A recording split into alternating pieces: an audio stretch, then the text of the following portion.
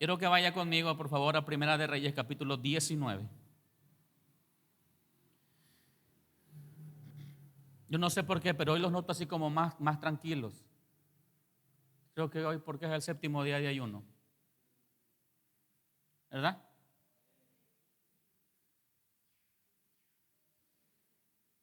Pero no se preocupe, creo que va a haber talento. No va a haber talento. No, Dios mío. No se preocupe, porque hoy pienso terminar tarde. Primera de Reyes, capítulo 19, ¿lo tenemos? ¿Ya, hijo?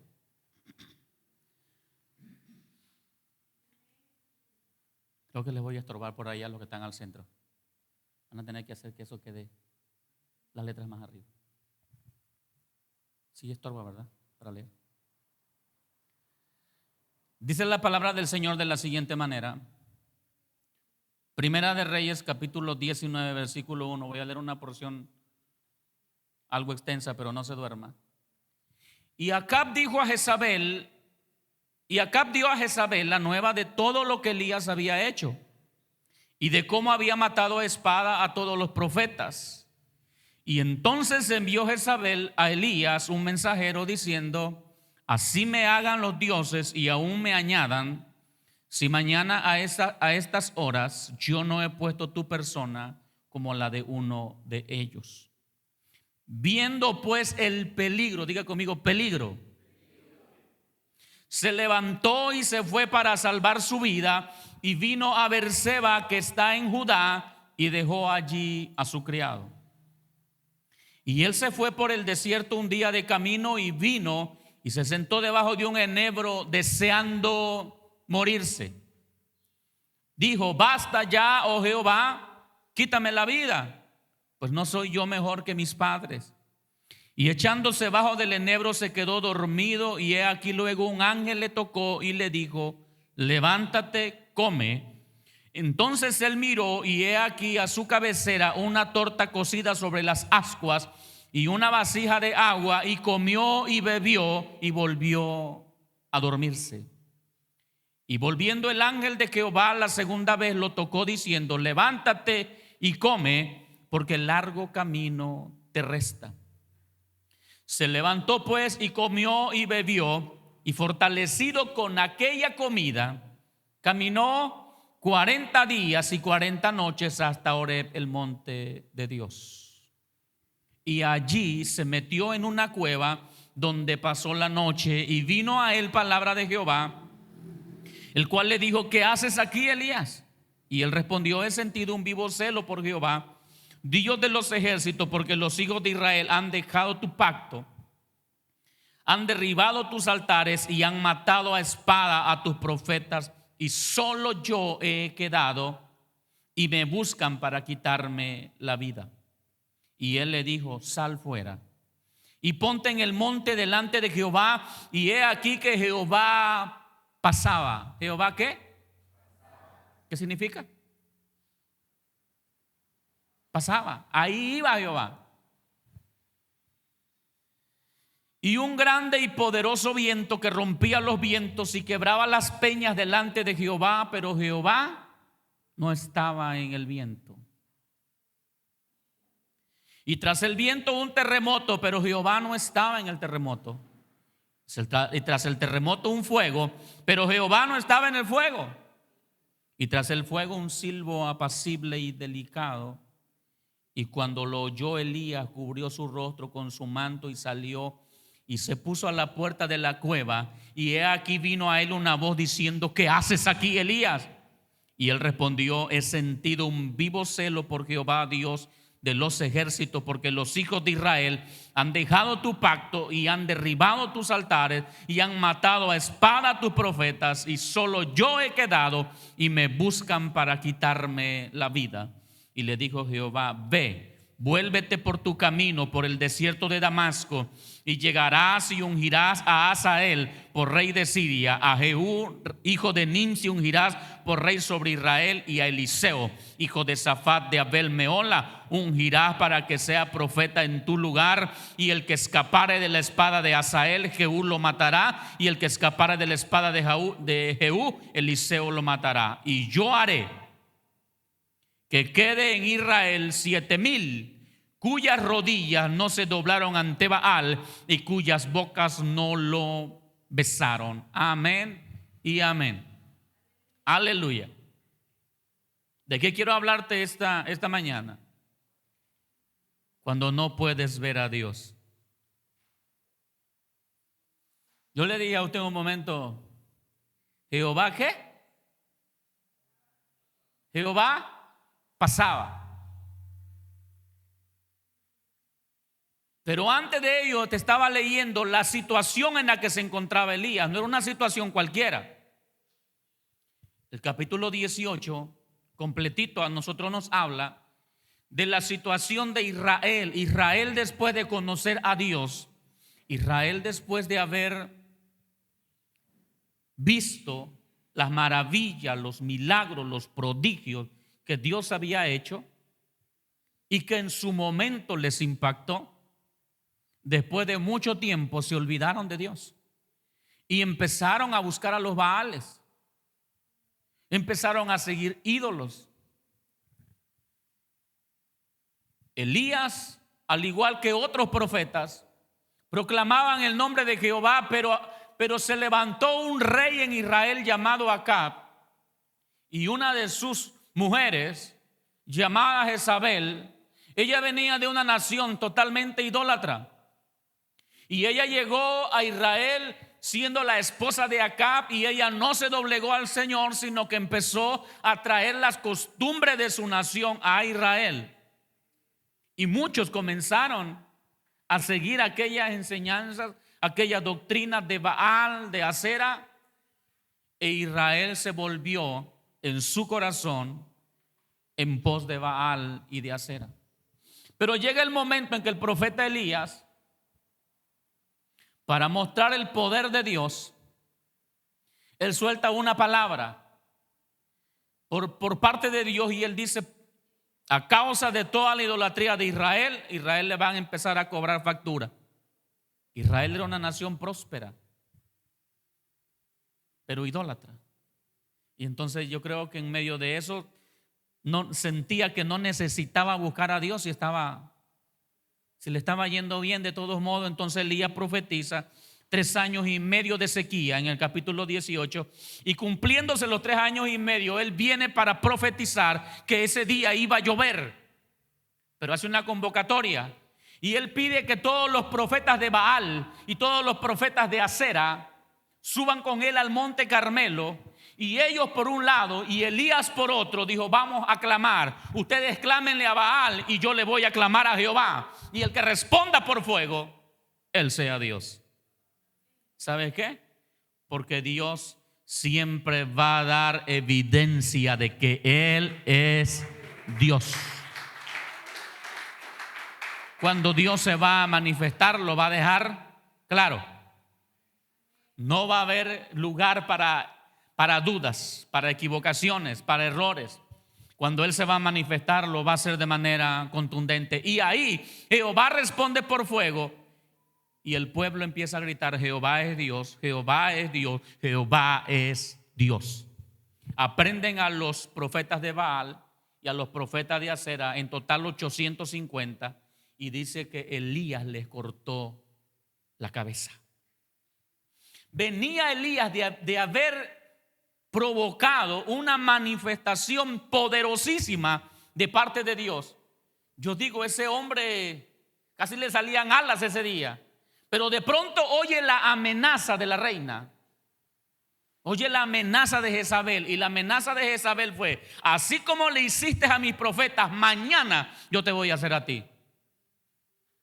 Le dijo: así como le hiciste a ella, mañana igualito. Y yo creo que Elías dijo: ya me acuerdo cómo le hice, les volé la cabeza. Elías empezó a ver hasta sin cabeza. Elías empezó a ver en peligro su vida, y dice el versículo que leíamos al principio: y viendo pues el peligro.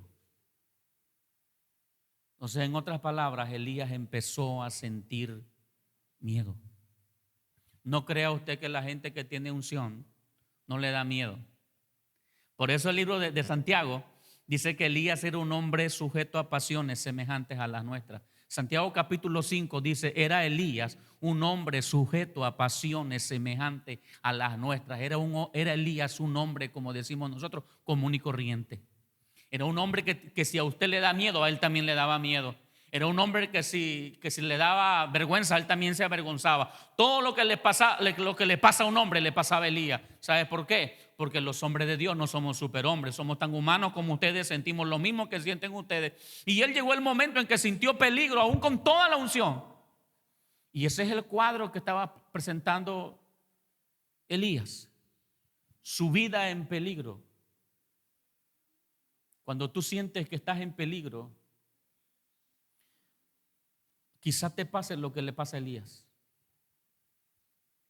Elías salió huyendo de ahí y se sentó debajo de un enebro, queriendo, dice el versículo, queriendo morirse, deseando, dice el versículo 4, y él se fue por el desierto un día de camino y vino y se sentó debajo de un enebro y deseando morirse. Imagínense cómo estaba el corazón de Elías, cómo estaba el espíritu de Elías, para que inmediatamente después de una manifestación gloriosa de Dios, él esté deseando morirse. Acababa de ver a Dios responder con fuego. Acababa de ver a una nación que hacía unas horas atrás estaba volcada en la idolatría y hacía unas horas había vuelto su corazón a Dios. Y no estamos hablando de unas 2, 3 familias, estamos hablando de una nación entera que volvió su corazón para buscar a Jehová, o volvió su corazón para decir: Jehová es nuestro Dios, Jehová es nuestro Dios, Jehová es nuestro Dios. Había visto algo glorioso. O sea, lo que Elías estaba viviendo era algo que quizá usted y yo no lo logramos comprender. Porque usted puede traer la fe por el suelo, pero usted de pronto ve un milagro. ¿Y qué pasa con su fe? Tu fe aumenta. Tú puedes venir desanimado un poco, pero ves a Dios manifestarse y tú cambias. Pero este hombre acababa de ver a Dios manifestarse y de pronto la amenaza de una mujer lo pone a temblar. Lo empieza a sacudir y él huye para salvar su vida. Pero aún, yo vengo a decirte esta mañana, pero aún en medio de esa situación, Dios tiene cuidado de ti.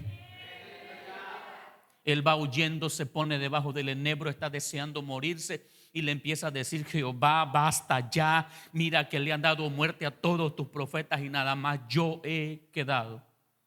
Y es más, me están buscando para quitarme la vida. Yo te dije al principio que yo quiero hablarte de cuando no puedes ver a Dios.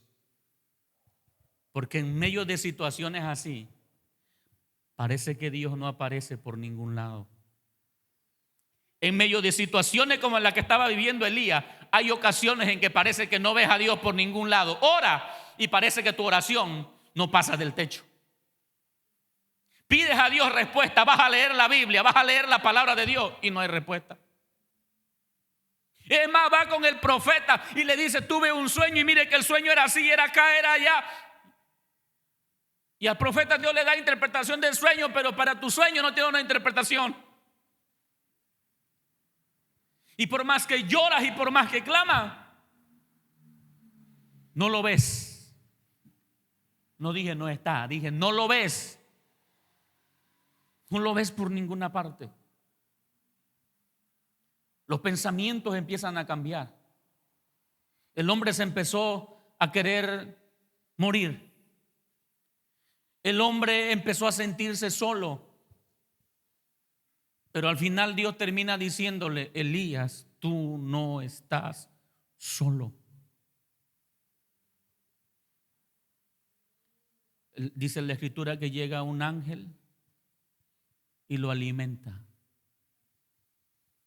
El ángel llega, dice, y echándose debajo del enebro, dice el capítulo 5, se quedó dormido y he aquí un ángel le tocó y le dijo: levántate y come.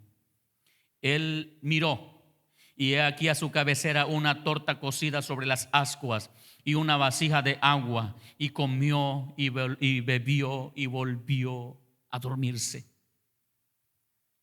Él no vio al ángel. Él estaba dormido y oyó al ángel que le dijo: levántate y come. Y cuando él se levantó, cuando él despertó, él encontró una torta puesta sobre unas brasas. ¿Quién le había hecho la comida? Si al sirviente lo había dejado en la ciudad anterior. ¿Cómo no pensar que Dios estaba ahí? ¿Cómo no pensar que Dios le estaba alimentando? Te va a decir: pastor, es que pudo venir cualquier otro y le preparó. Eso podría pensar usted. Pero 3 años y medio atrás, a Elías, metido en una cueva, un cuervo le llevaba pan y le llevaba carne por la mañana y por la tarde, porque Elías estaba obedeciendo a Dios. Si alguien conocía y alguien sabía que Dios era capaz de poder sacar alimento de donde nadie más podría hacerlo, ese hombre era Elías. Si alguien conocía que Dios podía hacer milagros como ese, era Elías. Si alguien podía identificar a Dios en medio de eso, era Elías. Pero aquí no lo estaba viendo. Es como cuando alguien más trae un problema a contártelo y tú inmediatamente tienes la respuesta, tú inmediatamente tienes la solución. Pero cuando el problema es tuyo, no hay respuesta. Cuando el problema es tuyo, no hay consejo. Cuando el problema es tuyo, no entiendes. ¿No te ha pasado que a veces estás en un tremendo problema y no sabes qué hacer y te encuentras de pronto con una amiga, con un conocido, y te empieza a platicar un problema como el que tú tienes, pero tú tienes un consejo para él, tú tienes una palabra para él, tú tienes un consuelo para él, pero aún siendo tú mismo la misma situación que tú vives, no hay consejo para ti, no hay palabra para ti, no hay consuelo. ¿No les pasa? Que de pronto son buenos aconsejando matrimonio, pero tienen el suyo agarrado de los chongos. Grite aunque sea, pues.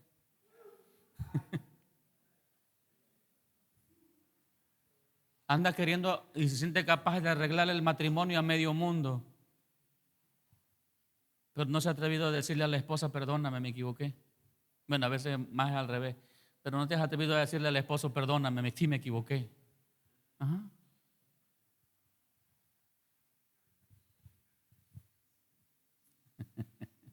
Ay, pastor, yo no había dado cuenta que esa situación de Elías también es la mía.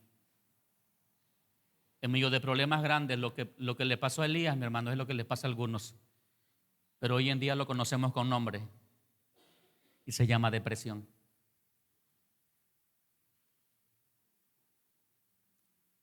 No dice, pero seguro que le dolía la cabeza.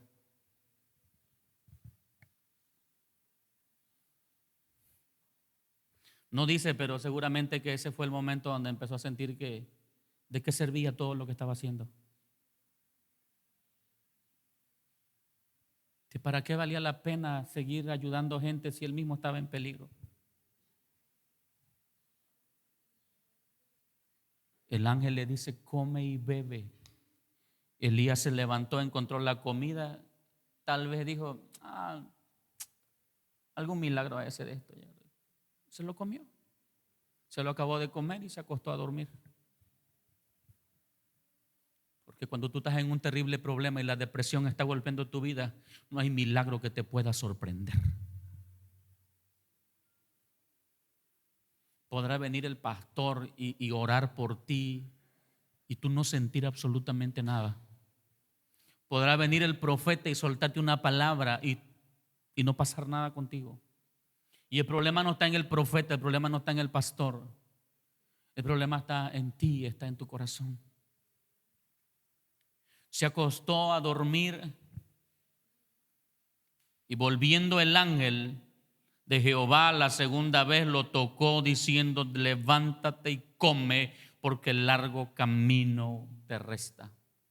Ya no dice que le trajo una torta, pero donde le dijo levántate y come, es porque le volvió a traer.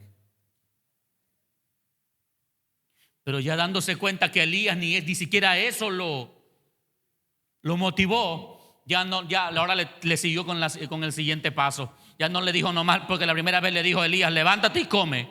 El hombre obediente se levantó, comió y durmió. No le dijeron duérmete, pero se durmió. Entonces en la segunda ocasión le tuvieron que dar otra instrucción y le dijeron: levántate y come, porque el largo camino te resta. Le dijeron: levántate y come y ponte en acción. Dile al que está a tu lado: quizás lo que te está faltando es ponerte en acción. Y quizás estás necesitando que Dios te lo mande a decir: no, pues es que yo estoy aquí. Tú sabes lo que me está pasando. ¿Cómo puedes esperar que esté haciendo algo diferente si tú estás viendo lo que me está sucediendo? Es que aún en medio de eso Dios quiere enseñarte que tú todavía puedes caminar. Y quizás no tengas fuerzas para hacerlo, pero es donde Él dice: yo multiplico la fuerza al que no tiene ninguna. Es donde Él dice: yo le doy esfuerzo al cansado.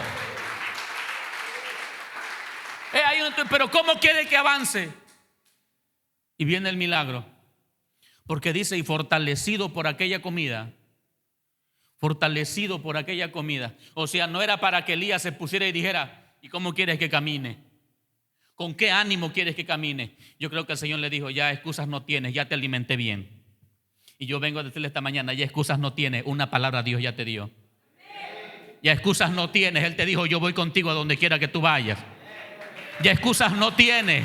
Él dijo: yo soy Jehová tu Dios, el que te sostiene de tu mano derecha y el que te dice: no temas, yo te ayudo. Amén. Pero le estoy hablando de como cuando no ves, no puedes ver a Dios. El hombre se levantó y cualquiera pudiera pensar: no, pues ya entendió, ya se activó. Y dice la Escritura: se levantó pues y comió y bebió, y fortalecido con aquella comida caminó 40 días y 40 noches hasta Horeb, el monte de Dios. Elías no se fue a cualquier lugar, se fue al monte Horeb, se fue al Dios. Pero ahí en el monte de Dios, dice la Escritura el siguiente versículo: y allí se metió en una cueva donde pasó la noche.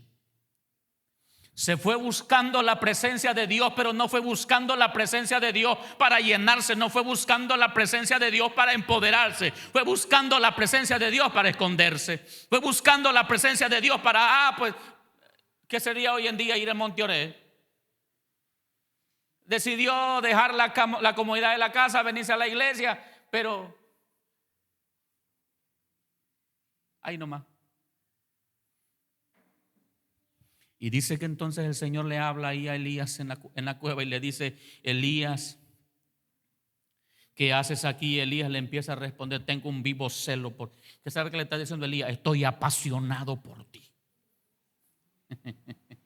Porque le dice: he sentido un vivo celo por Jehová, Dios de los ejércitos, porque los hijos de Israel han dejado tu pacto y han derribado tus altares. Mira, estoy tan apasionado por ti que me duele que Israel se ha apartado de en pos de ti. Estoy tan apasionado por ti que me duele que ya no venga el otro a la iglesia.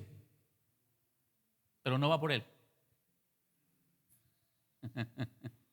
Estoy tan apasionado por ti que tengo un coraje tan tremendo porque aquellos viendo el poder tuyo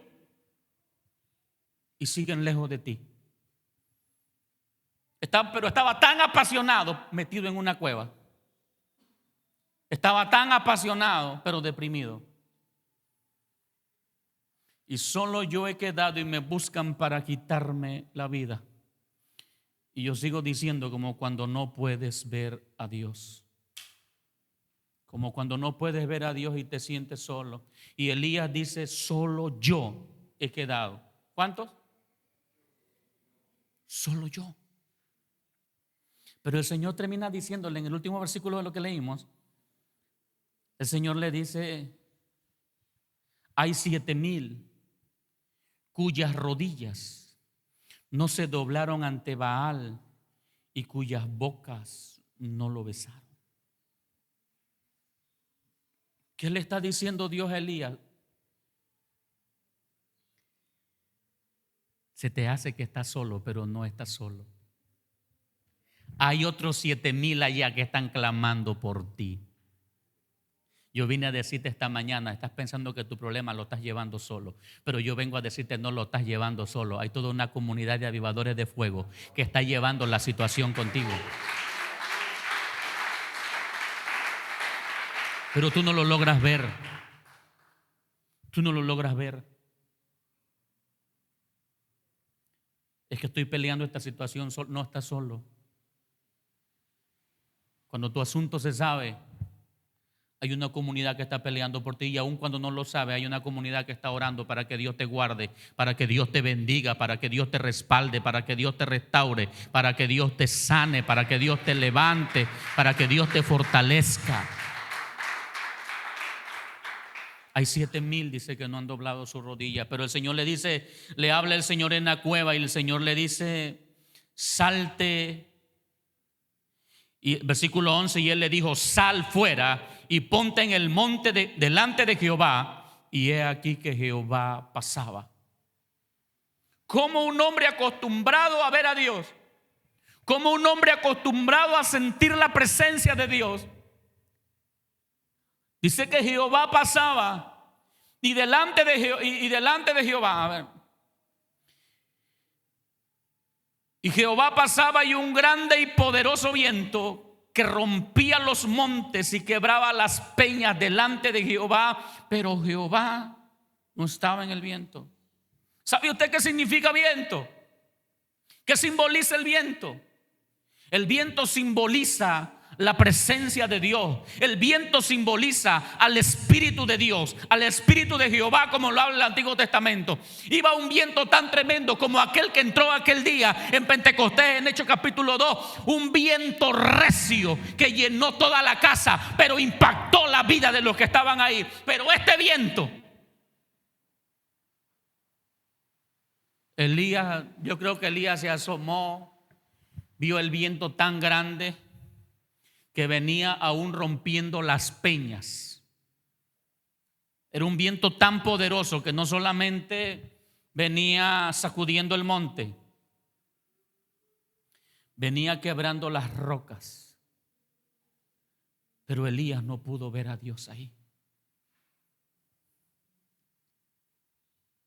Porque cuando tu corazón se ha cerrado solamente para ver tu situación y no logras ver más allá, puede Dios estar haciendo señales y prodigios delante de ti, pero tú no vas a darte cuenta que Dios está ahí. Seguramente Elías atribuyó aquello a un suceso natural, un viento tremendo que estaba golpeando el monte Oreb. Él lo vio como algo natural, él no podía percibir a Dios. Es como cuando tú ves a alguien que tiene la mano torcida y de pronto se le endereza y, pues eso es normal. Ves a alguien con una hernia y grita que se le quitó y eso es normal. Alguien que trae un quiste en el seno y se le quitó, pero eso es normal. No logras ver a Dios por ningún lado. Pero Dios es tan maravilloso con nosotros que sigue queriendo mostrarse a nosotros. No es que Dios, yo voy a decirte esto, no es que en medio de tu situación Dios te haya abandonado. No es que en medio de tu situación Dios no se esté manifestando. El asunto es que muchas veces, aunque Él se está manifestando, tú no lo estás pudiendo ver.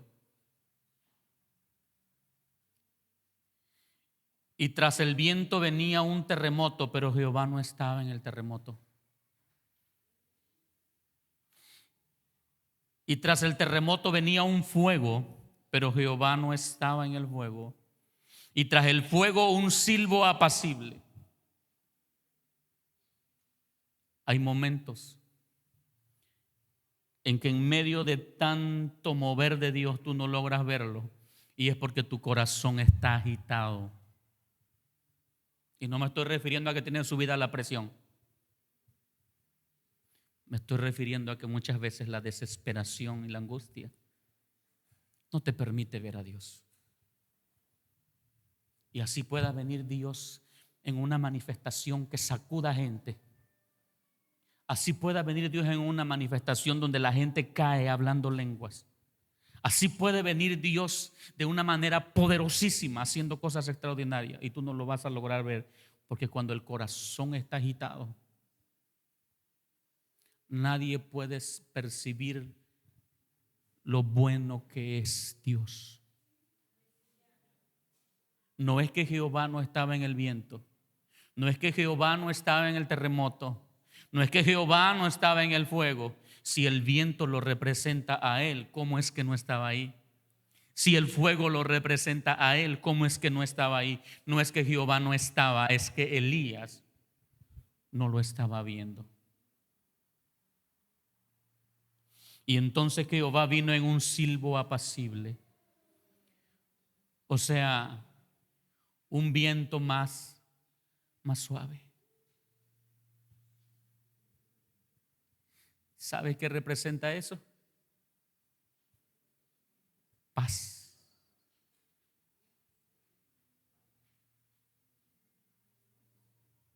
Paz. Porque antes de que tú puedas ver a Dios, o para que tú puedas ver a Dios, cuando has estado preocupado y desesperado, lo que Dios va a poner en tu corazón es paz. Porque en medio de esa paz y en medio de esa quietud vas a poder ver a Dios. Vas a poder contemplar su grandeza. Pastor, dígame algo más. Iba Jesús con ellos en la barca. Llevaban a Jesús, su compañero de 3 años, su maestro, su mentor, y hasta en cierta manera conocían que era el Mesías. Pero la tormenta empezó a azotar la barca. Y empezaron a quererlo despertar. ¿Sabe para qué lo querían despertar? No lo estaban queriendo despertar para que orara y se calmara el mar. Estaban queriendo despertarlo para que los ayudara a sacarle agua a la canoa. Estaban viendo a Jesús como un elemento más, porque la tormenta los estaba azotando. Tenían a Jesús y sabían que era el Mesías, y sabían que era el Hijo de Dios, pero en medio de su crisis Jesús solamente era uno más. No podían ver en Jesús a Dios, no podían ver en Jesús a su Señor. Solo veían a uno más con ellos. Y le dicen: no tienes cuidado que perecemos. Esa expresión nos da a entender que le están diciendo: oye, echa la mano aquí, hay que sacar agua, hay que hacer algo.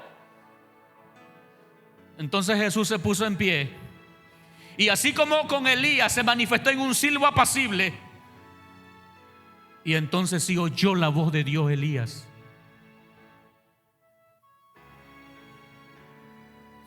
En medio de esa tormenta Jesús se puso en pie y Jesús reprendió la mar, reprendió los vientos, y la mar se aquietó.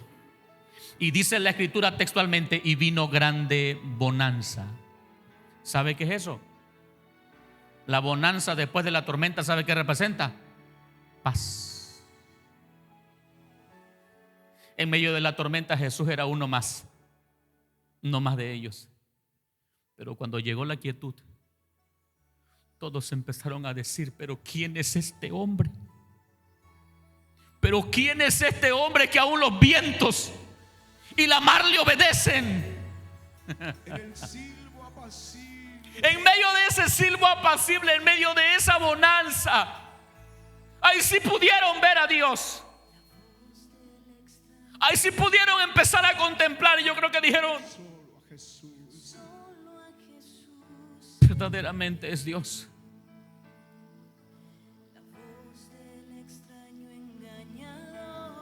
Elías le llegó el terremoto, llegaron los fuertes vientos, llegó el fuego, y Elías no lo vio.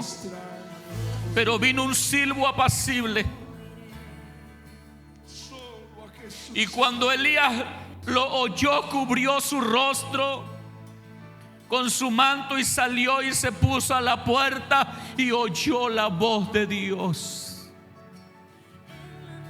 En medio de la paz, en medio de ese silbo apacible, pudo oír la voz de Dios. Yo vengo a decirte esta mañana: si no has logrado ver a Dios por ningún lado, en tu matrimonio, en tus asuntos, en tu trabajo, en tus estudios, en la salud, en la familia, es el momento de decirle: quiero un silbo apacible, Señor. Quiero esa grande bonanza, porque yo sé que ahí sí te voy a poder oír. Espíritu Santo, para todo el que su corazón está agitado esta mañana, para todo el que está viviendo una situación que lo ha sacudido, vengo esta mañana para decirle: Dios ha estado ahí. Dios ha estado ahí. Dios ha estado ahí, aunque tú no lo habías estado viendo. Pero en medio de ese silbo apacible, Él te va a dar a conocer que Él es Dios. Y vengo a decirte: no temas, Él está ahí. Espíritu Santo, haznos oír tu voz.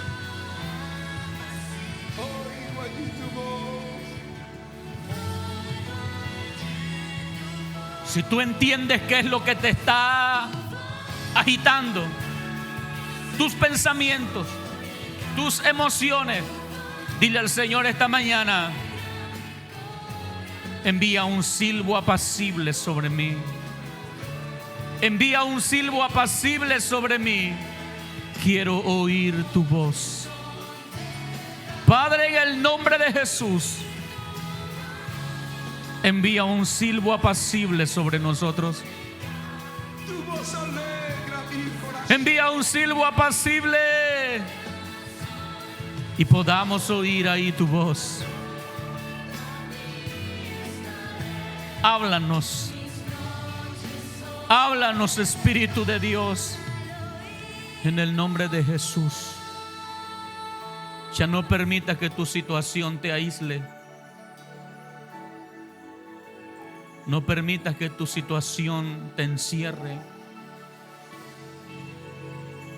No pienses que tu problema es el único,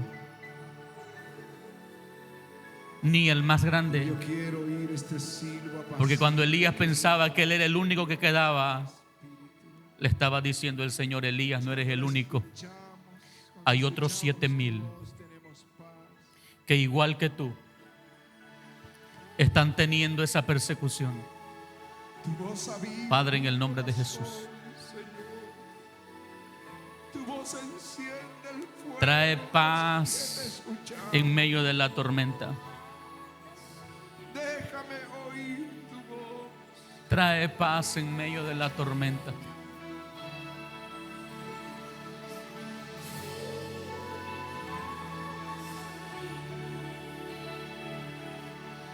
Ministralos, Espíritu Santo.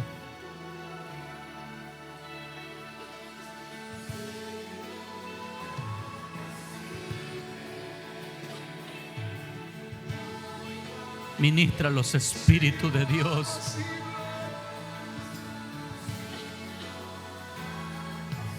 Yo he estado ahí, dice el Señor.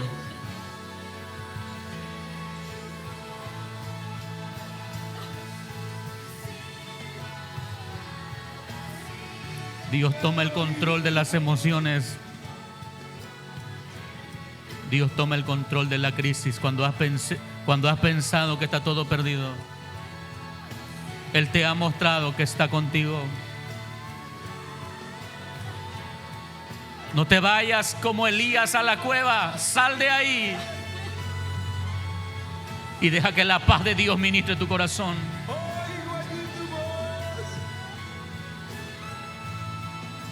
Sé la cabeza de la casa.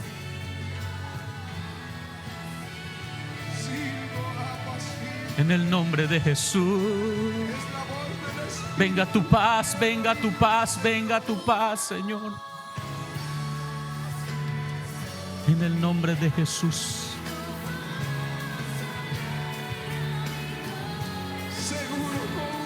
Carácter. Tu carácter.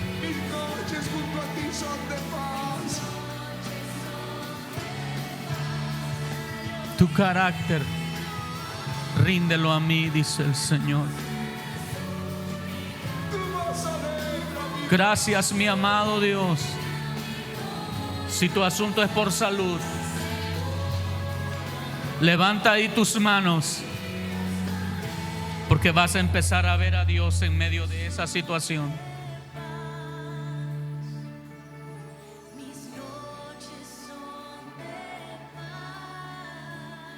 Dile al que está a tu lado: si ya llegó a ti los fuertes vientos, si ya llegaron a ti los terremotos, las sacudidas, prepárate, porque viene un silbo apacible. Te estoy diciendo que el tiempo crítico pasó y viene el tiempo de bonanza.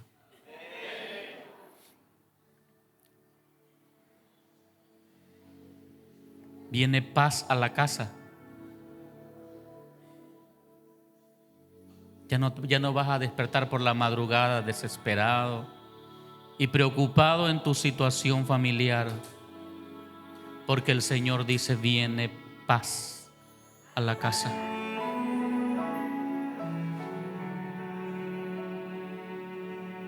Yo me gozo porque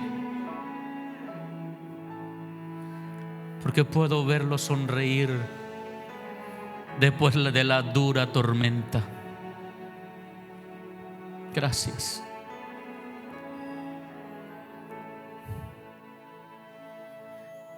Es que nunca había sido sacudido como lo he sido ahora. Es que nunca había pasado algo tan difícil como ahora. He pasado cosas difíciles, pero no como esta.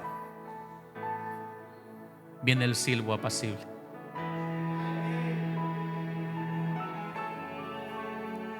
Y ese silbo apacible trae excelentes noticias. Estoy diciendo excelentes. Excelentes noticias.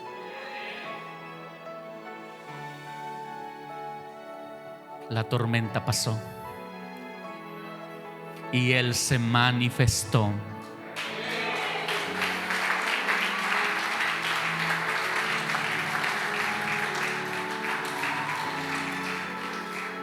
A lo mejor pueda decirme: pastor, yo en mi peor momento, Dios sigue siendo Dios.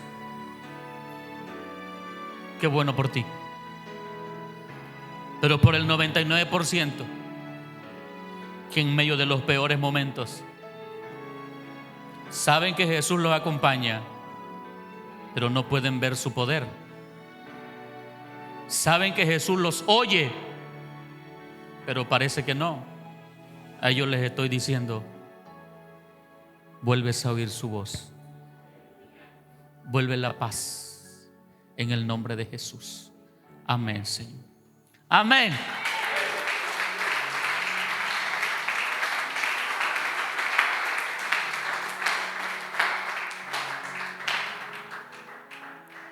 Tus pensamientos estaban turbados.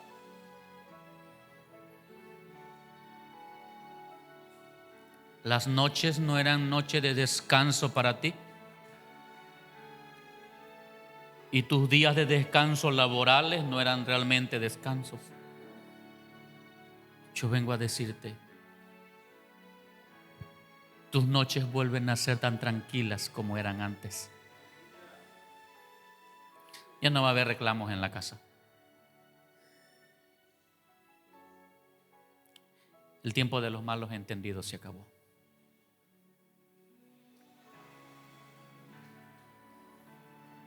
Si no saben de qué estoy hablando, pregúntame al final.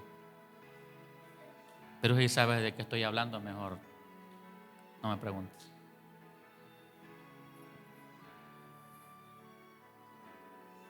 Le dije al Señor, Señor, ¿qué les comparto?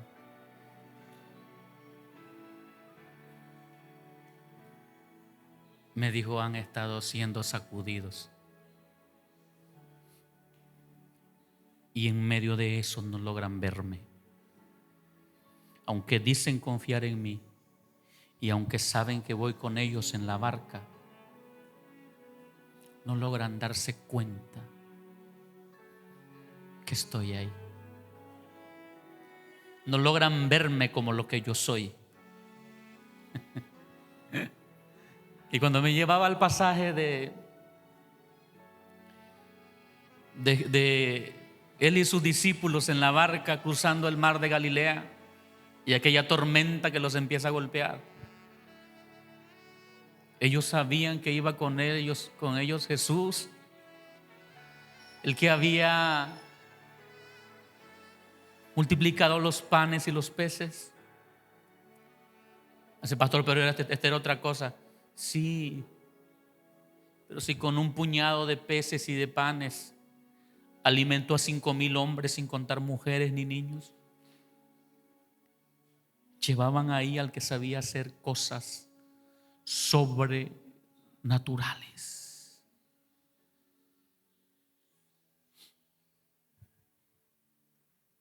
Pero no lograban darse cuenta que también podía calmar la tormenta. Es que hay ocasiones en que tú puedes creer que Dios puede hacer esto, pero cuando se trata de otro asunto, como que parece que ya no es igual. Como que cuando el problema es de los demás, Dios puede resolverlo, pero cuando el problema es tuyo, no es lo mismo. Y el Señor me dijo, diles, yo estoy en la barca.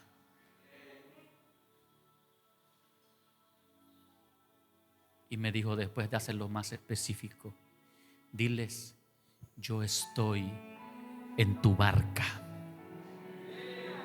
Yo estoy en tu barca. Yo estoy en tu barca.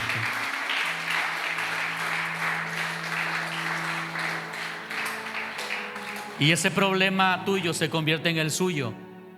Y cuando se convierte en el suyo, ese problema, ese problema ya no es problema. Me dijo, dile, estoy en tu barca. Deleítate